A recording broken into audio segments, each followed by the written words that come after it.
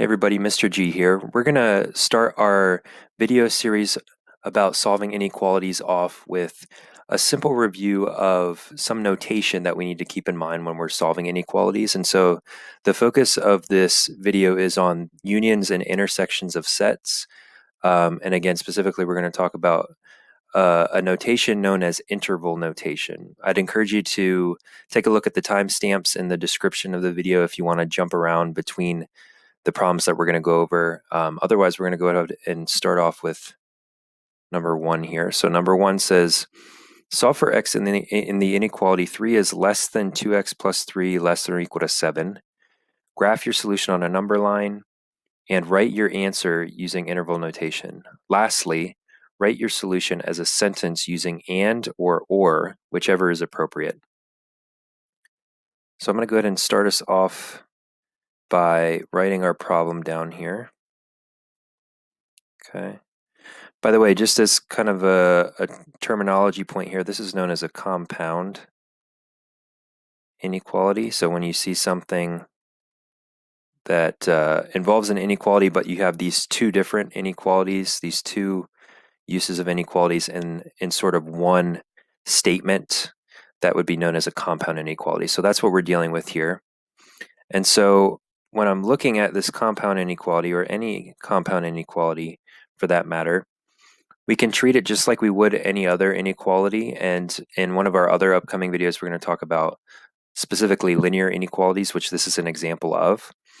But because this is a compound inequality, we're going to treat it just as I would any other inequality, but I need to make sure that I'm doing things to all the different sides of the inequality. So in this case, and in any inequality example, the most inequalities that you'll see in one statement are 2. So I have these 2 different inequality symbols here. So this is a less than, and this is a less than or equal to.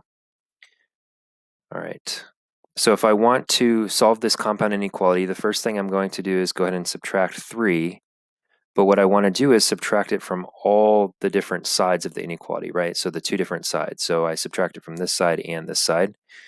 Okay. So we can see here that the 3 and the negative 3, or the 3 minus 3, cancels to 0. So we're left with 0 down here. Maybe we'll write that in yellow. In the middle part of the compound inequality, I have 2 x's left. And then on this side, I'm left with a 4, right? Because 7 minus 3 is 4. And then you might be able to guess that using this same sort of logic or process of doing things to all or both sides of the compound inequality, on the next step, right, I'm also going to use that same strategy, but divide both sides by 2. Okay. Going back to some of our solving equations knowledge of how we solve for a variable. Okay. So our answer is x is between 0 and 2. So if we read this out loud, let me make this a little bit nicer. We'd say 0 is less than x, but x is less than or equal to 2, right? And part of our answer here is to actually write this in a sentence format. So I'm going to go ahead and do that right below here. So the way that you would write this is you would say x is greater than 0, and don't get thrown off by that, right? You can say 0 is less than x, or x is greater than 0, excuse me. So I'm going to say x is greater than 0 and x is less than or equal to 2. And I'm actually going to take a note of this word and here, because that's part of the question, right? If we go back up to the question, they say, write your solution using a sentence, as a sentence using and or, whichever is appropriate. So in this case, I'm going to use the word and I want to show you why by looking at the graphical answer, which is also part of our question that they're asking us to answer. So let's go ahead and make a number line here. Maybe we'll go out to 3 and negative 3. Okay. So if I graph this, a review of some notation graphically as well, in addition to the interval notation that we're going to talk about, right? If you have a less than or greater than symbol, but there's no or equals to bar, there's no bar here, that is an open circle on my number line. So I go to 0 and I draw an open circle. That means I include everything going up to 0, but not 0 itself. That's in contrast to the number 2, which has a closed circle because it has an or equals to bar, right? And because x is in between 0 and 2, my line, or all my solutions, can be represented by this line in between 0 and 2, not including 0, hence the open circle, but including 2, hence the closed circle. So this would be my graphical answer. And what I want to do is kind of compare what's going on here graphically with my sentence here. So this sentence is saying, hey, not only does x have to be greater than 0, but at the same time, in other words, and x also has to be less than or equal to 2. In other words, it can't just be x is greater than 0, because yeah, these solutions work, but once you go past 2, these are not solutions, right? So I also have to say, not only is it greater than 0, but I have to say, hey, I want you to also stop once you get to 2, right? So it has to be greater than 0 and less than or equal to 2. It forces it to stay in between here. So basically, anytime you see a solution line on a number line in between two solution points, right? You have to start thinking about using this word "and" to be more inclusive of both, in this case, x being greater than 0 and less than or equal to 2, satisfying both of those requirements, okay? And then part of this video is we're also reviewing interval notation. So the interval form of this inequality form would be parentheses 0 to 2 with a bracket. So just to review where I'm getting this from, this comma is basically saying, think of any numbers between 0 and 2, those are solutions. And then the parenthesis here is sort of the equivalent of an inequality symbol without an or equals to bar. And the inequality symbol with an or equals to bar is the equivalent of using a bracket. One note that I want to pick up on in our next problem is what happens when you involve infinity in your answer. But for now, these are going to be our answers. So this is our interval notation. This is our graphical answer. And then we also wrote our answer in this sentence format using the and or, which in this case, and was more appropriate. So that's problem number 1. Okay. Number 2, let's jump down to number 2. Okay. So number 2 says, solve for x in the inequality x plus 2 is greater than 5.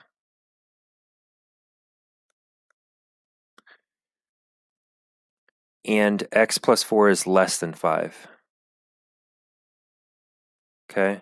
First thing I want to point out here that could be a very big misconception. Don't assume because this question used the word and that my answer is going to involve the word and.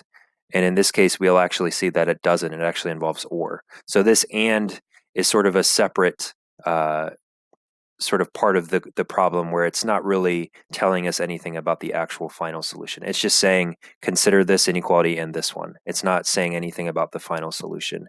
So again, this and does not tell us, do I need to use and or in the final solution? So let's go ahead and solve these two inequalities. So for this guy, I'm going to go ahead and subtract 2. So those cancel. The 2's cancel. 2 minus 2 is 0. They cancel. So I get x is greater than 3. And then over here, I get x is less than 1, okay? So let's first actually start with the graphical representation of this solution to begin. So I'll do that over here. Maybe this time we'll start at 0, go up to 5. Maybe we'll put 1 negative on there, negative 1. And so this is saying x is greater than 3, okay? Think about this. It does not have an or equals to bar, right? So is that an open or a closed circle? It should be open. So I go to 3 and make an open circle, and x is greater than 3, or all the numbers to the right of 3. X is less than 1, same logic, that's an open circle. X is less than 1 or this direction, right? So this would be my graphical solution. And let's actually just go ahead and do the interval form first. So you can see that any number less than 1 is going to be a part of my answer.